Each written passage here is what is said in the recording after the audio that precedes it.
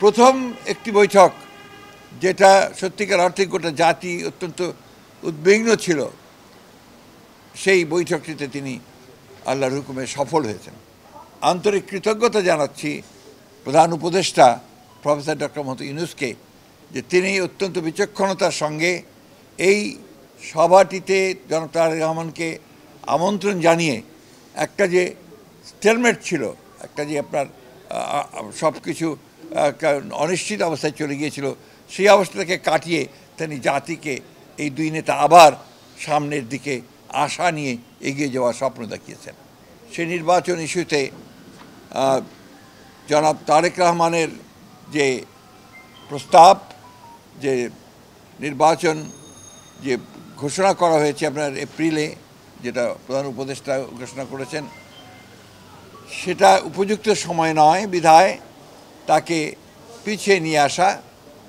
এবং সেই ক্ষেত্রে আমরা অত্যন্ত আনন্দের সঙ্গে, গোটা জাতি আনন্দের সঙ্গে লক্ষ্য করল যে আপনার এইটাতে প্রধান উপদেষ্টা সম্মত হয়েছেন এবং তারা ফেব্রুয়ারির মাঝামাঝি সময়ে নির্বাচনের সময়সীমা নির্ধারণ করেছেন। আমি বলবো যে জনাব তারেক রহমান সাহেব আবার প্রমাণ করলেন যে তিনি বাংলাদেশের এই রাজনৈতিক যে দলগুলো রয়েছে, সেই দলগুলোর নেতৃত্ব যারা দিচ্ছেন, তাই সেই নেতৃত্ব যারা দিচ্ছেন তাদের মধ্যে নিঃসন্দেহে রাষ্ট্রনায়কোচিত যে গুণগুলো তার মধ্যে রয়েছে, সেই গুণ তিনি প্রমাণ করেছেন। প্রথম একটি বৈঠক যেটা সত্যিকার অর্থে গোটা জাতি অত্যন্ত উদ্বিগ্ন ছিল, সেই বৈঠকটিতে তিনি আল্লাহর হুকুমে সফল হয়েছেন। আমি আমার দলের পক্ষ থেকে, আমাদের সমস্ত নেতাকর্মীদের পক্ষ থেকে জনাব তারেক রহমানকে আন্তরিক ধন্যবাদ জানাচ্ছি। সেই সঙ্গে আন্তরিক কৃতজ্ঞতা জানাচ্ছি প্রধান উপদেষ্টা প্রফেসর ডক্টর মোহাম্মদ ইউনূসকে, যে তিনি অত্যন্ত বিচক্ষণতার সঙ্গে এই সভাটিতে জনাব তারেক রহমানকে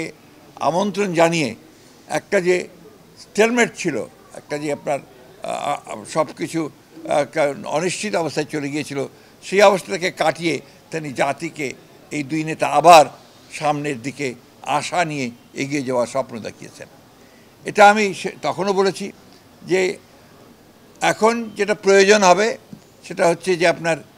সমস্ত অতীতের যে সমস্ত ছোটোখাটো আপনার একটু কথাবার্তা হয়েছে, সেগুলোকে ভুলে গিয়ে সামনের দিকে জাতীয় ঐক্যকে আরও দৃঢ় করে, এবং যেটা বলা হয়েছে আপনার সমস্যাগুলোকে সমাধান করে নিয়ে আমরা যেন অতি দ্রুত একটা নির্বাচন, যেটা বলা হয়েছে ফেব্রুয়ারির মাঝামাঝি সময়, সেই নির্বাচনে সুষ্ঠুভাবে সুন্দরভাবে যেতে পারি এবং জাতির যে আকাঙ্ক্ষা সেটা পূরণ করতে পারি, এবং এই 15 বছরের ফ্যাসিস্টদের যে ধ্বংস করা ধ্বংসস্তূপের মধ্যে যে স্ট্রাকচার, যে কাঠামো, সেই কাঠামোকে নতুন করে গণতান্ত্রিক কাঠামোতে আমরা রূপান্তরিত করতে পারি। এই বিষয়টা সবচেয়ে গুরুত্বপূর্ণ যে আমরা প্রায় 15 বছর পরে একটা গণতন্ত্রে উত্তরণের একটা আমরা সুযোগ পাচ্ছি। গণতন্ত্রের যে ট্রানজিশন টু ডেমোক্রেসি, যে কথাটা আমি বারবার বলেছি, সেটাই একটা নিশ্চিত আমরা সেই দিকে এগিয়ে যাচ্ছি।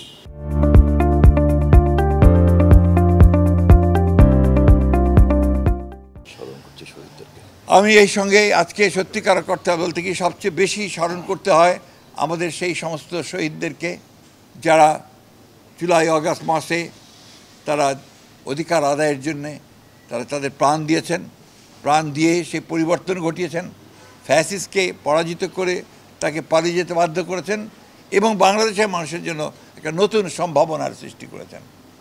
চতুর্দিকে একটা অনিশ্চয়তা ছিল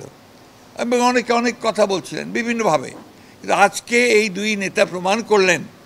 যে বাংলাদেশের মানুষ এখনও প্রয়োজনের সময় ঐক্যবদ্ধ হতে পারে এবং নেতারা নেতৃত্ব দিতে পারেন, এবং সেই হিসাবেই বাংলাদেশের মানুষ সামনের দিকে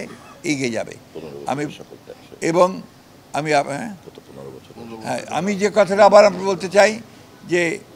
আমার সঙ্গে মিটিং শেষ হওয়ার সঙ্গে সঙ্গেই আমাদের নেতা জনাব তারেক রহমান সাহেবের সঙ্গে টেলিফোনে কথা হয়েছে। তিনি এই 15 বছরে যারা গণতন্ত্রের জন্য সংগ্রাম করেছে, লড়াই করেছে, বুকে রক্ত দিয়েছে, জুলাই আগস্টে যারা বুকে রক্ত দিয়েছে, তাদের সকলকে, শহীদদেরকে তিনি শ্রদ্ধা জানিয়েছেন, তাদের আত্মার মাগফিরাত কামনা করেছেন এবং দেশের জনগণকে এই 15 বছর ধরে গণতন্ত্রের সংগ্রামের জন্য যে লড়াই তারা করেছে সেই লড়াইয়ের জন্য তিনি তাদেরকে আন্তরিকভাবে কৃতজ্ঞতা এবং ধন্যবাদ জানিয়েছেন। সবচেয়ে আমাদের অভিনন্দন তিনি জানিয়েছেন আমাদের নেতাকর্মী